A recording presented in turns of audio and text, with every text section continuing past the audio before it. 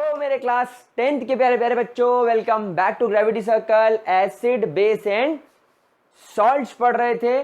और प्यारे बच्चों, एसिड बेस एंड सॉल्ट की जब हम लोगों ने बात की थी तो पिछले वीडियो में हम लोगों ने एक बहुत इंटरेस्टिंग सा एक्सपेरिमेंट देखा था, जिसके अंदर हम लोगों ने बात की थी कि क्या ऐसी चीज है जो हर एसिड के अंदर कॉमन मिलती है और क्या ऐसी चीज है जो हर बेस के अंदर कॉमन मिलती है। और हम लोगों ने एक्सपेरिमेंट के बेसिस पर इस बात को पता लगा लिया था कि दुनिया के हर एसिड के अंदर ऑलमोस्ट हर एसिड के अंदर H पॉजिटिव आयन कॉमन मिलता है और हर बेस के अंदर OH नेगेटिव आयन कॉमन मिलता है। ठीक है, नाउ अब यहां पर इस वीडियो में हम लोग आगे की बात करने चालू करेंगे। और आज का जो टॉपिक है वो है व्हाट हैपेंस। आज जो हम लोग टॉपिक स्टार्ट करने वाले हैं उसका नाम है व्हाट हैपेंस। बेटा पूरा आपके एनसीईआरटी के हिसाब से पढ़ा रहा हूं मैं, तो आप लोगों को कोई प्रॉब्लम नहीं होगी। इनफैक्ट आजकल हर स्टेट बोर्ड ने ये जिसको बोलना चाहिए कंपलसरी कर दिया है कि एनसीईआरटी का सिलेबस फॉलो करेंगे। जैसे कि मध्य प्रदेश बोर्ड ने, तो मध्य प्रदेश बोर्ड हो या इंडिया में और किसी बोर्ड के अंदर हो, आप सीबीएसई बोर्ड के अंदर हो, तो आपको यही सारी चीजें पढ़नी है। तो what happens to an acid, what happens to an acid और base, I repeat, what happens to an acid और बेस इन वाटर सॉल्यूशन, यानी जब आप लोग इसे वाटर के अंदर मिला देंगे। वाटर सॉल्यूशन का मतलब क्या होगा प्यारे बच्चों? वाटर सॉल्यूशन का मतलब होगा आप लोगों ने आपके एसिड को वाटर के अंदर मिला दिया या आप लोगों ने आपके बेस को वाटर के अंदर मिला दिया। क्या ये बात समझ में आ रही है हम लोगों को? क्या इसके अंदर किसी भी तरीके का कोई डाउट? ठीक है, सबसे पहली और सबसे इंपॉर्टेंट बात, आगे बढ़ने से पहले मेरे प्यारे बच्चे क्या समझेंगे कि हम लोगों ने पिछली क्लास में देखा था दैट एसिड्स ऑलवेज डिसोसिएट्स का मतलब क्या होता है? टूट जाना। Acids always dissociates into H plus ion. Acid हमेशा H प्लस आयन को डिसोसिएट करता है प्लस एक दूसरा एन आयन। फॉर एग्जाम्पल अगर अपन बात करें यहां पर HCl की, तो HCl आपको यहां पर डिसोसिएट होकर क्या देगा? H पॉजिटिव और Cl नेगेटिव। लेकिन प्यारे बच्चों ये जो चीज हो रही है, या चलो एक बात और देखते हैं, दैट बेस ऑलवेज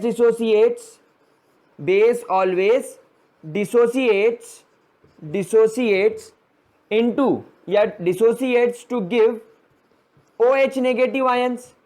ये भी हम लोगों ने देखा था कि OH नेगेटिव आयन मिलता है। फॉर एग्जाम्पल मेरे पास में यहां पर NaOH है, तो प्यारे बच्चों देखेंगे NaOH डिसोसिएट हो रहा है Na positive and OH negative के अंदर। यहां पर आपको OH नेगेटिव कॉमन मिलेगा, यहां पर आपको H नेगेटिव कॉमन मिलेगा। लेकिन ये चीज होगी कब? ये चीज कब होगी? क्या ये चीज इनके प्योर फॉर्म में होगी? That when we have pure HCl या प्योर एसिड और वी हैव प्योर NaOH और प्योर बेस।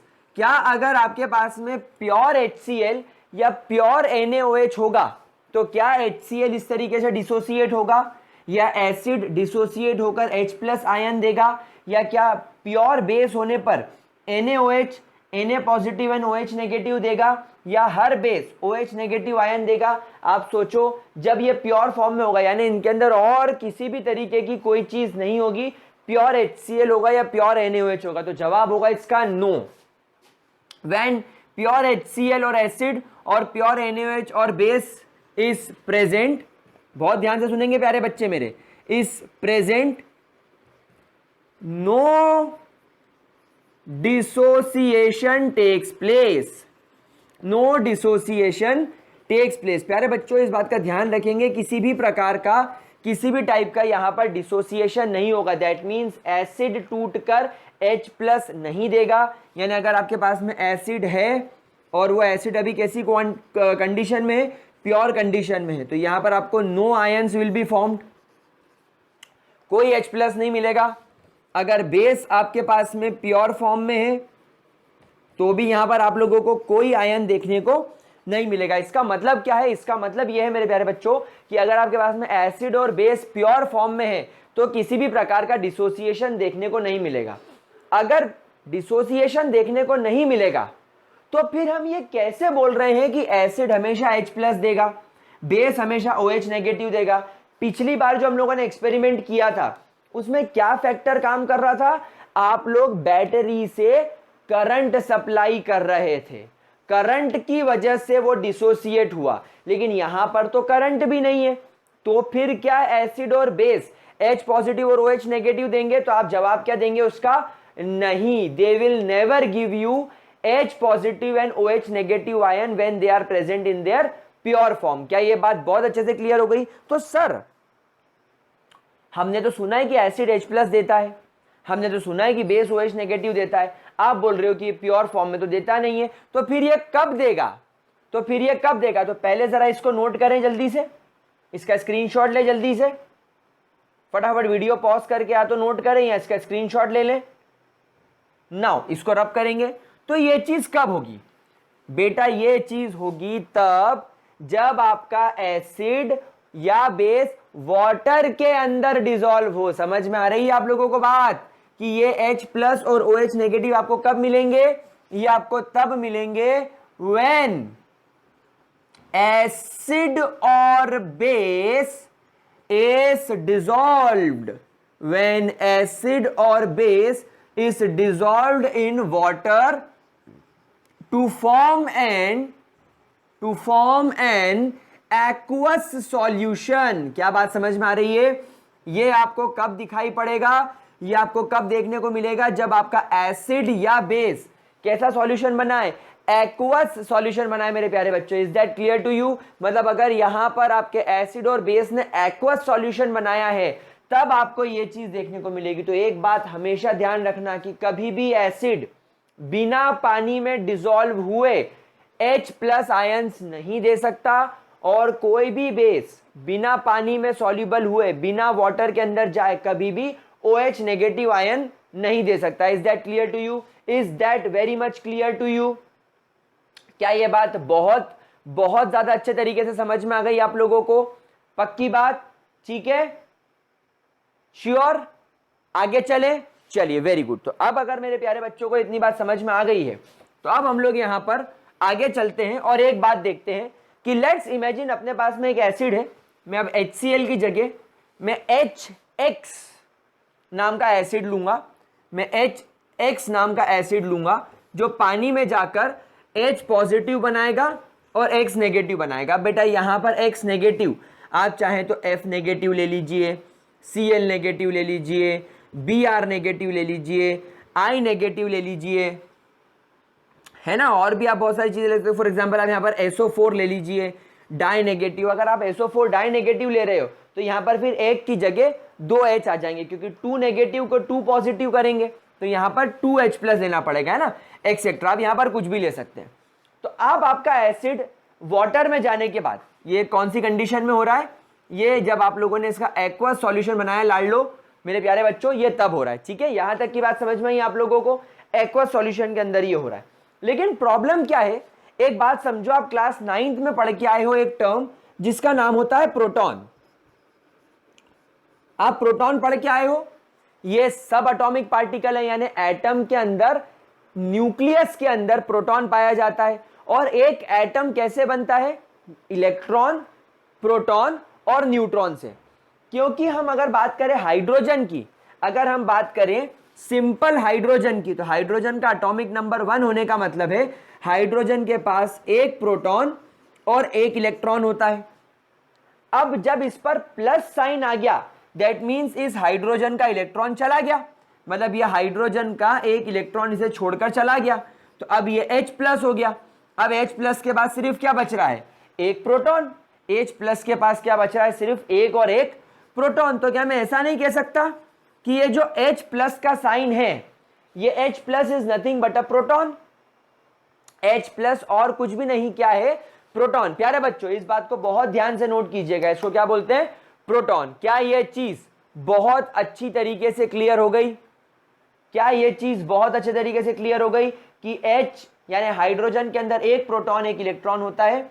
जब ये हाइड्रोजन का एक इलेक्ट्रॉन इसे छोड़कर चला जाता है, अच्छा ये इलेक्ट्रॉन किसके पास चला गया, ये इस X नेगेटिव के पास चला गया, तो अब इसके पास क्या बचा, H प्लस के पास सिर्फ एक प्रोटॉन, तो या तो H प्लस बोल लो या प्रोटॉन बोल लो। क्या ये बात समझ में आ रही है, समझ में आ गई बात। अब एक बात प्यारे बच्चों सोचो, एक प्रोटॉन क्या कभी भी इन्वायरमेंट में एग्जिस्ट कर सकता है? क्या एक प्रोटॉन कभी भी स्टेबल हो सकता है? जी नहीं, प्रोटॉन कभी स्टेबल नहीं होगा। तो ध्यान रखेंगे जो प्रोटॉन H प्लस होता है इसके बारे में हमेशा एक बात ध्यान रखेंगे, it is highly unstable, it is highly unstable, क्योंकि इसके ऊपर एक प्लस चार्ज इकट्ठा हो गया है और प्लस चार्ज इकट्ठा होने की वजह से ये खुद को न्यूट्रलाइज करने की सोचेगा। ये सोचेगा कि मुझे एक इलेक्ट्रॉन कहीं से मिल जाए और मैं वापस से हाइड्रोजन जैसा बन जाऊं, तो ये हाईली अनस्टेबल हो गया। अब जब ये हाईली अनस्टेबल हो गया तो क्या ये H प्लस हमेशा के लिए H प्लस फॉर्म में रह सकता है? जी नहीं। तो अब क्या करें, तो आप एक बात बताओ, आपने ये जो रिएक्शन करी है ये कहां करी है? आपने इस एसिड को काय में डिसॉल्व किया है, वाटर के अंदर, एक्वस सॉल्यूशन के अंदर। तो आप ये क्यों भूल रहे हो कि वाटर भी तो है, आपने एसिड को वाटर में मिलाया है। तो क्या होगा, जैसे ही आपने इस एसिड को वाटर के अंदर मिलाया, एसिड टूट गया H प्लस और X नेगेटिव में। H प्लस तो हाईली अनस्टेबल है, तो ये H प्लस दौड़ के जाएगा किसके पास, वाटर के पास, और वाटर को क्या बोलेगा, प्लीज प्लीज प्लीज मुझे बचा लो, प्लीज मुझे अपने पास रख लो, मेरी बहुत हालत खराब है, मैं हाईली अनस्टेबल हूं। तो वाटर से इसका दुख देखा नहीं जाएगा और ये क्या बना लेगा, H2O से H3O और एक पॉजिटिव चार्ज अब वाटर के ऊपर दिखाई देने लगेगा। इस आयन को बोलते हैं hydronium. I repeat, hydronium ion. कौन सा आयन, हाइड्रोनियम आयन। मेरे प्यारे बच्चे प्लीज इस बात को ध्यान रखेंगे, this ion is called as hydronium ion. What is hydro, water, water, hydro मतलब वाटर एंड नियम का मतलब उसके ऊपर एक आयोनिक चार्ज आ गया, water with a positive charge, तो इसको बोलेंगे हाइड्रोनियम आयन। तो ओवरऑल केमिकल रिएक्शन क्या होगी, जब आप आपके एसिड को वाटर के अंदर डिसॉल्व करोगे तो एक H पॉजिटिव सीधे इस वाटर के पास जाएगा, इस ऑक्सीजन के पास जाएगा और बोलेगा मुझे बचा लो। ऑक्सीजन बोलेगा आ जाओ, कोई दिक्कत नहीं है, और X नेगेटिव यहां पर आपको दिखेगा। तो कुछ इस तरीके से एसिड वाटर के अंदर जाएगा तो ये इफेक्ट कॉज करेगा। मतलब अब एक बात ध्यान रखना, ये बात आप हमेशा ध्यान रखना कि एसिड H प्लस आयन देता है, H प्लस आयन देता है, लेकिन H plus ion highly unstable होने की वजह से कभी भी आपको इंडिविजुअल फॉर्म में नहीं दिखता, कभी भी आपको इंडिविजुअल फॉर्म में नहीं दिखाई देता। It is never obtained in individual form. तो फिर क्या होगा, ये वाटर के साथ जाकर जुड़ेगा और एक हाइड्रोनियम आयन बनाएगा। तो जब कभी भी एसिड वाटर के अंदर जाएगा, वाटर सॉल्यूशन में जाएगा, तो you will get a hydronium ion और एक एनायन देखने को मिलेगा, जो डिपेंड करेगा कि यहां पर आपके एसिड के अंदर X की जगह कौन है। क्या ये बात समझ में आ गई? क्या इसके अंदर किसी भी तरीके की कोई भी दिक्कत प्यारे बच्चों? ठीक है, तो this is what happens when acid goes into water. फटाफट से इसका स्क्रीनशॉट लेके लिखेंगे इसको। चलिए गाइस फटाफट से लिख लीजिए, लिख लिया, कोई दिक्कत तो नहीं? चलिए नाउ अब एसिड की बात हो गई, अब एसिड की बात हो गई, तो अब जरा बेस की बात भी कर लेते हैं। अब अगर हमने एसिड की बात करी तो बेस ने हमारा क्या बिगाड़ा है, क्योंकि हम लोग सब जानते हैं कि बेबी को तो बेस पसंद है। चलिए तो अब हम यहां पर बेस की बात करेंगे। Now let's talk about base.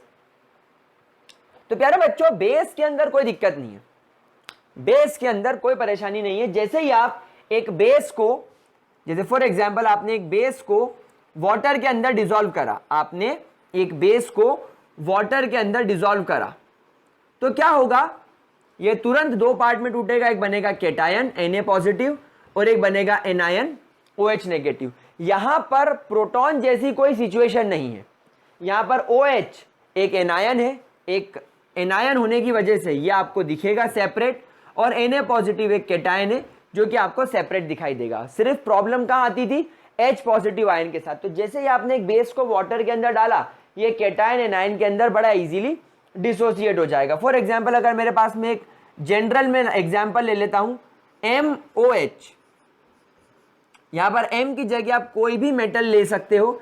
It can be any metal like potassium, sodium, है ना, जिंक, एल्यूमिनियम, कैल्शियम, मैग्नीशियम। यहां डिपेंड करेगा M को आप यहां पर फिर बैलेंस करना पड़ेगा। जैसे कि Zn के साथ ZnOH2 हो जाएगा, ये कैल्शियम के साथ CaOH2 हो जाएगा, ये मैग्नीशियम के साथ MgOH2 हो जाएगा, ये एल्यूमिनियम के साथ AlOH3 हो जाएगा, ये, क्योंकि इनकी वैलेंसी आपको यहां पर सेटिस्फाई करनी है। तो यहां पर M की जगह अपन कोई भी एक बेस ले सकते हैं, कोई भी एक मेटल ले सकते हैं। जैसे ये वाटर के अंदर जाएगा, नो डाउट ये डिसोसिएट हो जाएगा M पॉजिटिव के अंदर एंड OH नेगेटिव के अंदर। अब आप देख रहे हैं बेस के अंदर आपको एनायन दिख रहा है OH नेगेटिव, और कैटायन कोई भी मेटल हो सकता है। तो व्हाट हैपेंस, सिंपल सी भाषा में बोलेंगे, जब कभी भी आप बेस को वाटर के अंदर डिसोसिएट मिक्स करोगे या सोल्यूबलाइज करोगे, वो अपने आयोनिक फॉर्म में डिसोसिएट हो जाएगा, आपको एक कैटायन देगा और आपको एक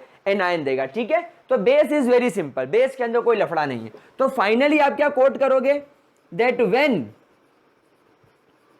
एसिड गोज इनटू वाटर, जब एसिड वाटर के अंदर जाता है आपको क्या देता है, it gives you hydronium ion, it gives you hydronium ion. What is hydronium ion, H3O positive. और जब कभी भी बेस गोस इनटू वाटर, ये आपको क्या देता है, हाइड्रोक्साइड आयन। इस OH नेगेटिव को क्या बोलते हैं प्यारे बच्चों, इसको बोलते हैं हाइड्रोक्साइड। हाइड्रो मतलब हाइड्रोजन एंड ऑक्साइड मतलब ऑक्सीजन, तो hydroxide ion, that is OH negative. क्या बात समझ में आ गई आप लोगों को?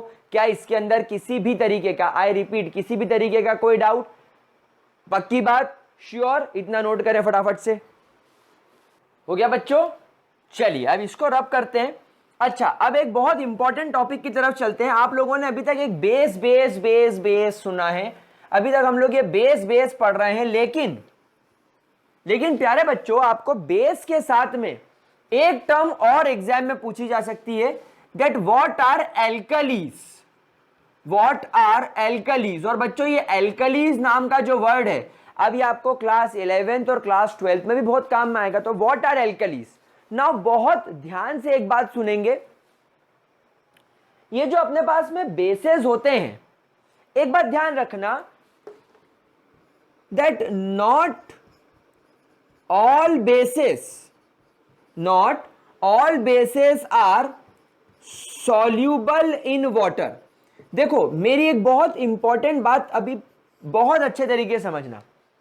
अभी जो आप लोगों को क्लास 10th में बेसिस पढ़ाए जा रहे हैं, ये बेसिस का सिर्फ एक टाइप है। मतलब आपके पास में बेसिस कोई एक तरीके के नहीं होते, आपके पास में टोटल 3 तरीके के बेसिस होते हैं, जो कि हम लोग क्लास 11th में इक्विलिब्रियम नाम के चैप्टर के अंदर पढ़ेंगे। बहुत इंटरेस्टिंग रहेगा। लेकिन अभी आप लोगों का बेस बनाने के लिए, क्योंकि बेबी को बेस पसंद है, आप लोगों को आपका बेस बनाने के लिए अभी जो आपको बेस पढ़ाया जा रहा है वो बेसिक लेवल का है। हा, समझे? आपका बेस बनाने के लिए आपको जो बेस पढ़ाया जा रहा है वो बेसिक लेवल का बेस है, क्योंकि बेबी को बेस पसंद है। तो यहां पर आप मेरे से सवाल पूछ सकते हो इस स्टेटमेंट को पढ़ने के बाद कि सर जब सारे बेसेस वाटर में सॉल्यूबल नहीं होते तो वो हमेशा OH नेगेटिव आयन देते ही नहीं होंगे, क्योंकि अभी आपने थोड़ी देर पहले हमें क्या सिखाया कि NaOH हो या किसी भी टाइप का बेस हो, जब तक वो वाटर में डिसॉल्व नहीं होगा वो हाइड्रोक्साइड आयन नहीं देगा, OH नेगेटिव आयन नहीं देगा। तो ये बात बिल्कुल सही है, ये बात बिल्कुल सही है। और इसी बात को ध्यान में रखते हुए मैं आपको बताना चाहता हूं कि यहां पर ये जो आप बेस पढ़ रहे हो जिनमें हाइड्रोक्साइड आयन होता है, ये बेसेस का एक टाइप है। इसके अलावा भी 2 टाइप के बेसेस होते हैं जो हम लोग सीनियर लेवल पे पढ़ेंगे। लेकिन अभी प्यारे बच्चों इस बात को ध्यान रखिएगा कि दुनिया में जितने बेसेस होते हैं, दुनिया में जितने बेस हैं वो सब वाटर में सॉल्यूबल नहीं होते हैं। समझ गए? कोई दिक्कत, कोई परेशानी? Are you sure with it? तो फिर आपको जो मैंने बेसेस पढ़ाए हैं वो तो वाटर में सॉल्यूबल होते हैं, तो मैंने आपसे यही कहा कि not all bases are soluble in water. तो फिर एल्कलीज कौन है? What are alkalis? तो हम लोग बोलेंगे द बेसेस या those bases which are soluble in water. Those bases which are soluble in water are called as alkalis. बोलो समझ में आया क्या? छोटे मगज में आया क्या? समझ में आ रहा है क्या? क्या बोला मैंने? जो बेसेस पानी में डिसॉल्व हो जाए, पानी में सॉल्यूबल हो जाए, उन्हें बोला जाता है एल्कलीज। लेकिन क्या दुनिया के सारे बेसेस पानी में सॉल्यूबल होते हैं?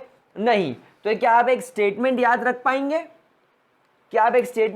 पाएंगे? That all alkalis are bases. जितनी भी एल्कली होती है, जितने भी एल्कलीज होते हैं वो सब बेसेस होते हैं, क्योंकि वही सारे बेसेस वाटर में सॉल्यूबल हो सकते हैं। तो दुनिया में जितनी एल्कलीज हैं वो सब कौन है? बेसेस है। But not all bases are alkalis.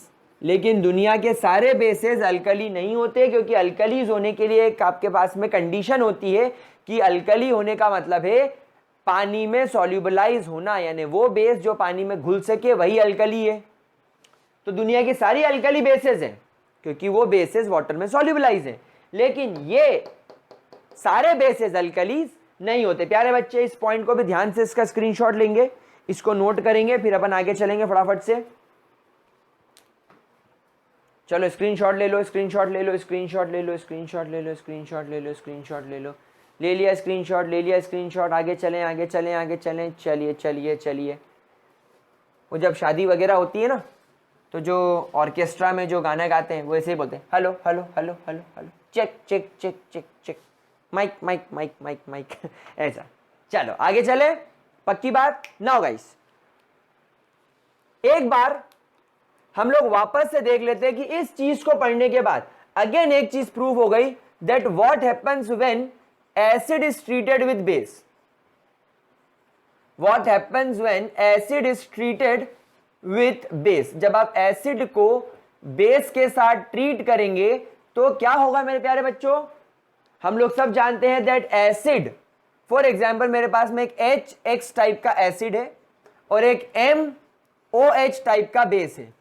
We all know that acid H+ release करेगा और X नेगेटिव रिलीज करेगा। वी ऑल नो कि बेस M+ और OH नेगेटिव रिलीज करेगा। एसिड के अंदर H+ आयन कॉमन होता है, बेस के अंदर OH नेगेटिव आयन कॉमन होता है, इसलिए ये दोनों कंबाइन होकर क्या बना लेंगे? H2O। They will always give you water.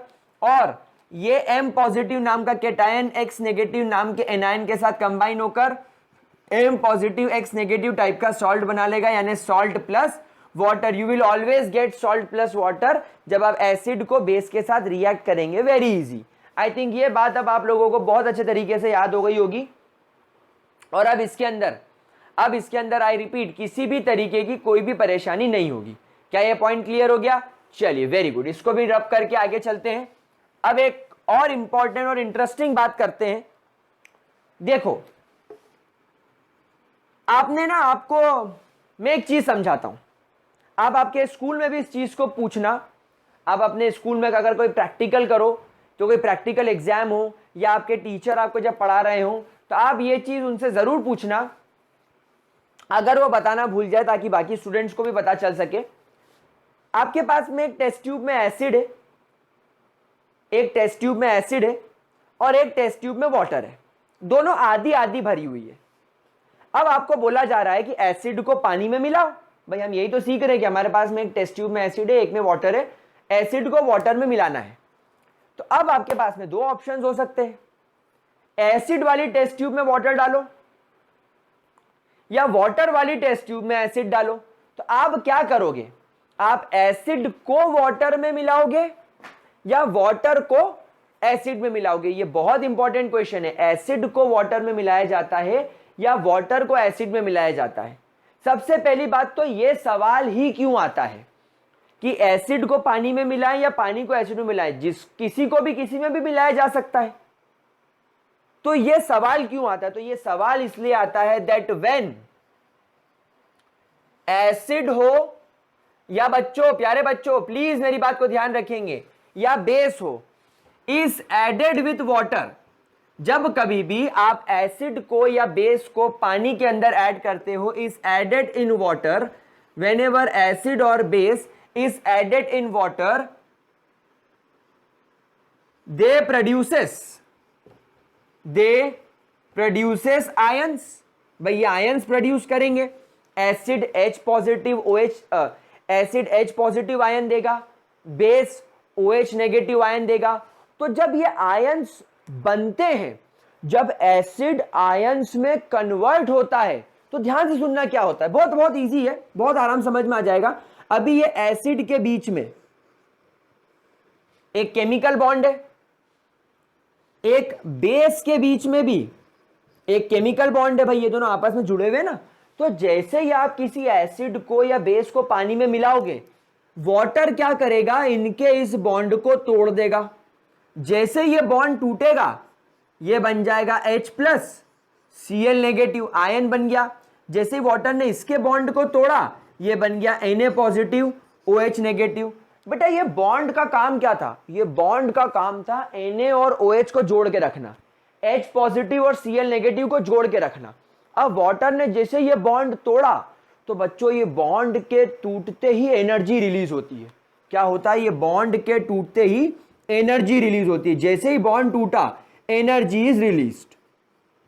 जैसे ही ये बॉन्ड टूटा, एनर्जी रिलीज हो जाएगी। तो जब आप एसिड और बेस को वाटर में मिलाते हो तो इट प्रोड्यूसेस आयन, एंड जैसे आयन प्रोड्यूस होगा, जैसे आयन प्रोड्यूस होगा, huge amount of energy, huge amount of energy, huge amount of energy is released. क्या होगा, बहुत ज्यादा अमाउंट में एनर्जी रिलीज होगी। अब एक बात ध्यान रखो, जब कभी भी कोई भी केमिकल रिएक्शन एनर्जी रिलीज करती है, तो फॉर एग्जांपल मैं टेस्ट ट्यूब हूं, मैं टेस्ट ट्यूब बन गया, देखो मेरे अंदर रिएक्शन हो रही है, और रिएक्शन होने के बाद इतनी रिएक्शन हुई, इतनी एनर्जी निकली कि अब मैं एनर्जी बाहर छोड़ रहा हूं, तो मेरी बॉडी से एनर्जी बाहर जाएगी, मेरी बॉडी से एनर्जी बाहर जाएगी। तो मेरी बॉडी से एनर्जी बाहर जा रही है, तो मेरा जो टेम्परेचर होगा वो क्या हो जाएगा, ठंडा की गर्म? गर्म। क्यों? क्योंकि मेरे से एनर्जी निकल रही तो मैं गर्म हो जाऊंगा ना। भाई सिंपल सी बात समझो कि आपने गैस चालू करी, गैस स्टोव आपने चालू करा, आपने लाइटर से आग लगाई। अब आग का काम क्या होता है, आप आग का इस्तेमाल क्यों करते हो, खाना पकाने के लिए। आपने गैस स्टोव के ऊपर तवा रखा, तवा गर्म हो जाएगा। तो तवा गर्म क्यों हो रहा है, आग की वजह से। मतलब आग से एनर्जी निकल रही है, आग से एनर्जी निकल रही है, जो तवा ले रहा है, तवा अब्सॉर्ब कर रहा है और तवा गर्म हो रहा है।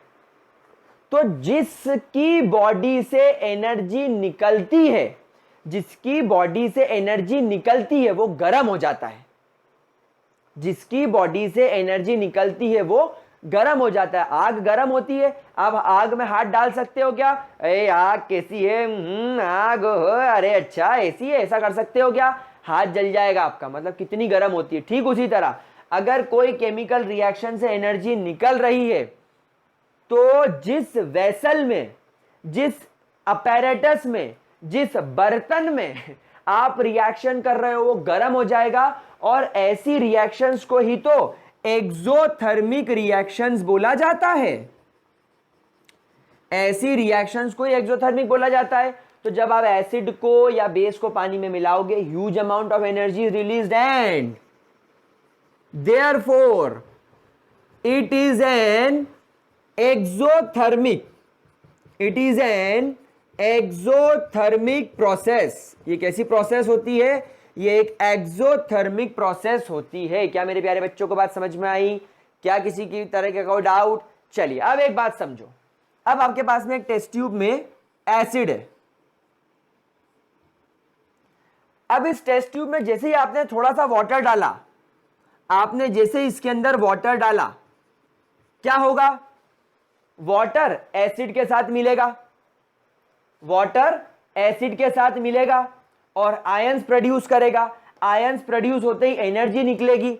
अब क्योंकि यहां पर एसिड की मात्रा ज्यादा है, एसिड की क्वांटिटी वाटर से ज्यादा है, ज्यादा अमाउंट में एनर्जी निकलेगी, बहुत ज्यादा अमाउंट में एनर्जी निकलेगी और एसिड उछल के बाहर आ सकता है। एसिड स्प्लिट कर सकता है, एसिड उछलकर बाहर आ सकता है और यह आप लोगों के लिए बहुत ज्यादा हार्मफुल हो सकता है। इसलिए कभी भी एसिड के अंदर वाटर नहीं मिलाते। अब आपके पास में टेस्ट ट्यूब में वाटर है और आप ऊपर से ड्रॉप बाय ड्रॉप एसिड गिरा रहे हो, तो अब वाटर बहुत ज्यादा है, एक ड्रॉप एसिड गिरा, एक ड्रॉप एसिड में जरा सा HCl होगा। एक ड्रॉप एसिड में कितना एसिड होगा? जरा सा। तो जरा सा एसिड वाटर में गिरते ही आयोनाइज हुआ। जैसे ही आयोनाइज हुआ मतलब जैसे उसके आयन बने, एनर्जी निकली। लेकिन अभी एक बूंद एसिड के टूटने से ज्यादा एनर्जी नहीं निकलेगी और जो एनर्जी निकलेगी भी वो वाटर अपने अंदर अब्सॉर्ब कर लेगा। आप पानी को गर्म करते तो हो, आप पानी को कितना गर्म करते हो? 100 डिग्री तक। तो वाटर के पास एनर्जी को अब्सॉर्ब करके खुद को गर्म करने की टेंडेंसी होती है, वो एसिड की तरह उछलता नहीं है। आपने देखा होगा, आप अपने घर पे भी जब पानी गर्म करते हो तो पानी से उछल उछल के छत पे नहीं टकराता, लेकिन एसिड छत पे टकरा जाएगा, इतना खतरनाक होता है। तो जब आप वाटर के अंदर धीरे धीरे एसिड डालोगे, धीरे धीरे ड्रॉप बाय ड्रॉप एसिड डालोगे, तो वो धीरे धीरे आयोनाइज होता जाएगा पानी के अंदर, H पॉजिटिव Cl नेगेटिव के अंदर, और जो एक्स्ट्रा एनर्जी निकलेगी वो सब क्या होगा? अपने अंदर वाटर उसको अब्सॉर्ब करता चलेगा, क्योंकि वाटर के अंदर एनर्जी को अब्सॉर्ब करने की बहुत अच्छी पोटेंसी होती है। इसलिए हमेशा ध्यान रखना, आप एसिड को वाटर के अंदर मिलाओगे, ना कि वाटर को एसिड के अंदर। समझ गए? तो क्या जवाब होगा? वाटर के अंदर एसिड को मिलाना पड़ता है। We have to add water, no we have to add acid into water. ठीक है, क्या चीज समझ में आ गई? क्या इसके अंदर किसी भी तरीके का कोई डाउट? पक्की बात, श्योर थिंग। चलिए तो इसको रब करके अब हम आगे चलते हैं। ये चीज भी हमने प्रूफ कर ली दैट जब एसिड को या बेस को आप पानी के अंदर मिलाओगे तो आयंस के टूटने की वजह से वो एक एक्सोथर्मिक प्रोसेस हो जाती है। इसी टॉपिक में, क्योंकि वाटर वाटर हर जगह चल रहा है, मैं आपको एक टर्म सिखा देता हूं जिसको कहा जाता है डाइल्यूशन। एक टर्म मैं आपको सिखा देता हूं जिसको क्या बोला जाता है? डाइल्यूशन। देखो बहुत इजी चीज है, मजा आ जाएगा पढ़ के, बहुत इजी है, लेकिन इसको समझने की कोशिश करना। ठीक है, ध्यान से। आपने क्या करा? आपने एक ग्लास नींबू पानी बनाया, आपने एक ग्लास नींबू पानी बनाया, इस ग्लास के अंदर आपने लेमनेड बनाया, नींबू पानी। ये ग्लास था लेट से 1 लीटर का। ये ग्लास कितने लीटर का है? 1 लीटर का ग्लास है, बड़ा ग्लास है। इस 1 लीटर ग्लास के अंदर आपने क्या करा? 1 लीटर वाटर लिया होगा, नो डाउट। 1 लीटर वाटर के अंदर आप लोगों ने लेट से 100 ग्राम्स शुगर ली, 20 ग्राम्स सॉल्ट लिया और 100 ml आपने लेमन लिया। बहुत टेस्टी नींबू का जूस आपने बनाया, नींबू का रस आपने बनाया, नींबू पानी आपने बनाया, सॉरी लेमनेड आपने बनाया, बहुत टेस्टी था। आपने इसको डिसॉल्व करा। अब आप पहला सिप पियोगे, बहुत टेस्टी लगेगा। क्यों?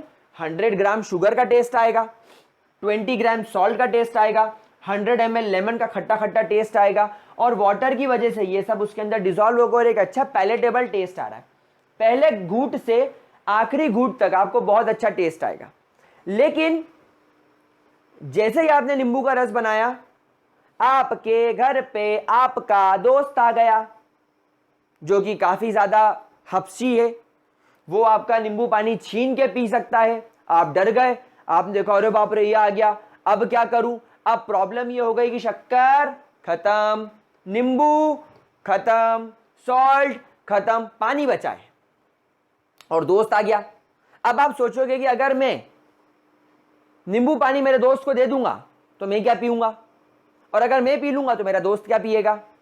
आप आधा आधा नींबू पानी पीना नहीं चाहते, दोनों की इच्छा 1-1 लीटर नींबू पानी पीने की है। मेरे को तो 1 लीटर नींबू पानी चाहिए, तो अब आपके पास में और कोई ऑप्शन नहीं है। अब आपके पास में बस एक ही ऑप्शन है कि इस ग्लास के अंदर 1 लीटर वाटर, 1 लीटर वाटर और क्या कर दिया जाए, ऐड कर दिया जाए। क्या कर दिया जाए, 1 लीटर वाटर और ऐड कर दिया जाए। तो आपने क्या करा, एक और बड़ा ग्लास ले लिया या एक और बड़ा अपना अपैरेटस ले लिया। इस अपैरेटस के अंदर अब आप लोगों ने क्या करा, 2 लीटर पानी मिला दिया। अब क्या करा, इसके अंदर कितना पानी है, 2 लीटर पानी है। अब 2 लीटर पानी के अंदर शुगर अभी भी 100 ग्राम है, क्योंकि शुगर तो खत्म हो गई थी। सॉल्ट अभी भी 20 ग्राम है और नींबू का रस अभी 100 ml ही है। अब अगर मैं ऐसा बोलूं आपसे कि आपने इसको मिक्स करा और फिर आपने इसको 2 ग्लास में डिवाइड करा, 1-1 लीटर के 2 ग्लास में डिवाइड किया, तो अब आप बताओ आपके ग्लास में शक्कर कितनी आई, आपके ग्लास में शक्कर कितनी आई, 100 डिवाइडेड बाय 2 यानी 550 ग्राम आपको शुगर आई। अब 1 लीटर के अंदर जो 1 लीटर रस पी रहे हो। सॉल्ट कितना आया, सिर्फ 10 ग्राम सॉल्ट आया। लेमन का जूस कितना आया, 50 ml। जो पहले आपको जो टेस्ट आ रहा था, पहले जो नींबू पानी आपको टेस्टी लग रहा था, क्या अब आपको टेस्टी लगेगा? आप बोलोगे सर टेस्ट पहले से आधा हो गया, क्योंकि सॉल्ट, शुगर और नींबू का रस सब क्या हो गया, आधा हो गया। सब क्या हो गया, आधा हो गया। तो क्या मैं ऐसा बोल सकता हूं कि पानी मिला देने की वजह से, वाटर के ऐड कर देने की वजह से जो गिवन वॉल्यूम, लीटर क्या है, वॉल्यूम, भाई वॉल्यूम होता है ना, ये वॉल्यूम मेजर करने की यूनिट होती है। 1 लीटर दूध, 1 लीटर पानी, 1 लीटर फ्रूटी, 1 लीटर चाय, 1 लीटर कॉफी, 1 लीटर दारू, 1 लीटर वोडका। हाँ, मजा आया। तो आपके गिवन वॉल्यूम के अंदर, आपका गिवन वॉल्यूम तो 1 लीटर है, भले ही जूस आपने 2 लीटर बनाया हो, लेकिन पियोगे आप तो 1 लीटर, तो आपके लिए गिवन वॉल्यूम क्या है, 1 लीटर। तो 1 लीटर गिवन वॉल्यूम के अंदर जैसे ही आप लोगों ने पानी को ऐड करा, शुगर, सॉल्ट और लेमन जूस की क्वांटिटी कम हो गई, इनके पार्टिकल्स कम हो गए। भाई शुगर एक पार्टिकल है, शुगर के पार्टिकल्स होंगे, सॉल्ट के पार्टिकल्स होंगे, लेमन जूस के पार्टिकल्स होंगे, क्योंकि सभी मैटर है और मैटर सब पार्टिकल से मिलकर बना होता है। हर दुनिया में हर चीज मैटर है, क्लास 9th में आपने पढ़ा होगा, हर चीज पार्टिकल से मिलकर बनी होती है। मेरे अंदर भी पार्टिकल है, आपके अंदर भी पार्टिकल है। तो पहले 1 लीटर पानी के अंदर 100 ग्राम शुगर के पार्टिकल्स थे, 20 ग्राम सॉल्ट के पार्टिकल्स थे, 100 ml लेमन के पार्टिकल्स थे। लेकिन पानी मिला देने की वजह से अब 1 लीटर के अंदर शुगर, सॉल्ट और लेमन के पार्टिकल्स कम हो गए, और इसी को बोलते हैं डाइल्यूशन। इसी को बोलते हैं हम लोग डाइल्यूशन। क्या बात समझ में आ रही है? This is called as dilution. मतलब एक गिवन वॉल्यूम के अंदर, एक गिवन वॉल्यूम के अंदर अगर पार्टिकल्स कम हो जाएं तो हम कहेंगे आपका सॉल्यूशन डाइल्यूट हो गया। तो अगर मान लीजिए आपके पास में एसिड और बेस का एक वाटर सॉल्यूशन है ना, so on adding water to a given solution, to a given solution, on adding water to a given solution of acid or base, acid हो या base हो in water, acid or base in water, on adding water to a given solution of acid or base in water, the number of ions in a given volume, एक given volume के अंदर acid और base के ions will decrease and it is called as dilution, और इसे क्या बोला जाता है, डाइल्यूशन, यानी इस प्रोसेस को क्या बोला जाता है, डाइल्यूशन। क्या बात समझ में आई? फॉर एग्जांपल अगर आपके पास में पहले 1 लीटर एसिड का सॉल्यूशन है, 1 लीटर वाटर के अंदर आपने एसिड डाला, तो मैं इमेजिन करता हूं मेरे पास में 100H प्लस और 100X नेगेटिव के आयन थे। अब मैंने इसके अंदर और पानी मिला दिया और अब पानी 2 लीटर कर दिया। एसिड अभी भी उतना ही है, एसिड की क्वांटिटी के साथ छेड़छाड़ नहीं करना है, तो अभी भी इसके अंदर 100H पॉजिटिव होंगे और 100X नेगेटिव होंगे। लेकिन ये जो सॉल्यूशन बना, ये कितना बना? तो कहने का मतलब है हम लोगों ने क्या किया, हम लोगों ने पहले 1 लीटर एसिड के अंदर 1 लीटर वाटर के अंदर एसिड डाला, तो उस समय एसिड के 100H प्लस बने और 100X नेगेटिव बने। ये अपन हाइपोथेटिकल एग्जांपल लेकर समझ रहे हैं। फिर मैंने इसी सॉल्यूशन के अंदर 1 लीटर वाटर और ऐड कर दिया। मतलब मेरे कहने का ये मतलब है कि इसके अंदर मैंने क्या करा, 1 लीटर वाटर और ऐड कर दिया। तो अब मेरे पास में सॉल्यूशन कितना बना, 2 लीटर, क्योंकि अब मेरे पास में टोटल वाटर हो गया 2 लीटर, लेकिन मैंने एसिड तो ऐड करा ही नहीं, एसिड तो पहले जितना ही रखा। तो अब इसके अंदर क्या हुआ, अभी भी H प्लस 100 रहेंगे, X नेगेटिव 100 रहेंगे। लेकिन हम लोग क्योंकि गिवन वॉल्यूम की बात कर रहे हैं, तो गिवन वॉल्यूम तो मेरे पास में 1 लीटर ही होना चाहिए। हम लोग हमेशा पर लीटर, पर ml ऐसे ही बात करते हैं ना, पर केजी, मतलब 1 लीटर में, 1 केजी में, 1 ml में कितना, तो 1 लीटर के अंदर एसिड कितना भाई, 2 लीटर में 100, तो 1 लीटर में कितना होगा, 50 divided by 2, 50H plus and 50X negative. मतलब क्या हुआ, आधी क्वांटिटी हो गई। Number of ions decreases, number of ions decrease हो गए, और इसी को क्या बोलते हैं, डाइल्यूशन। प्यारे बच्चों को समझ में आ गई बात? तो पहले 1 लीटर के अंदर 100H प्लस और 100X नेगेटिव थे, लेकिन अब 1 लीटर के अंदर सिर्फ 50H प्लस और 50X नेगेटिव ही रहे। प्यारे बच्चे इस बात को समझ गए मेरे? ठीक है, तो this is called as dilution. तो नाउ गाइस, यहां पर अपन इस टॉपिक को खत्म करते हैं। अगले लेक्चर में, अगले वीडियो क्लास में हम लोग स्टार्ट करेंगे टॉकिंग अबाउट पीएच। पीएच क्या होता है, कैसे आप एसिड और बेस की स्ट्रेंथ का पता लगा सकते हो कि वो कितना स्ट्रांग है या कितना वीक है। और बच्चों, ग्रेविटी सर्कल को सब्सक्राइब कर लो, क्योंकि क्या है, मैं आपको बायोलॉजी पढ़ाने के बाद, केमिस्ट्री कंप्लीट कराने के बाद सोच रहा हूं कि बायोलॉजी भी पढ़ा दूं। तो अगर आप लोगों को साइंस के 9 चैप्टर मुझसे पढ़ने हैं, 5 केमिस्ट्री के, 4 बायोलॉजी के, तो ग्रेविटी को सब्सक्राइब करके रखना बहुत जरूरी है, ताकि आप लोगों को नोटिफिकेशंस मिलते रहे। और बच्चों, बिना कोचिंग जाए, बिना पैसे वेस्ट करे, केमिस्ट्री और बायो में आपको बहुत बेहतरीन पढ़ा दूंगा। आपको एग्जाम से क्वेश्चंस वगैरह भी प्रोवाइड करा दूंगा और प्रैक्टिस भी करा दूंगा। तो गाइज, ये तब हो पाएगा जब आप लोग सब्सक्राइब करेंगे और मुझे लगेगा कि मेरे पास 10th के बच्चे हैं जो मुझसे पढ़ना चाहते हैं। ठीक है, तो क्या करना है, ग्रेविटी को सब्सक्राइब करना है, वीडियो को लाइक करना है और अपने सारे जितने भी दोस्त हैं सबके साथ शेयर करना है। ठीक है, तो that's all for this video. Bye bye guys, have a great day ahead.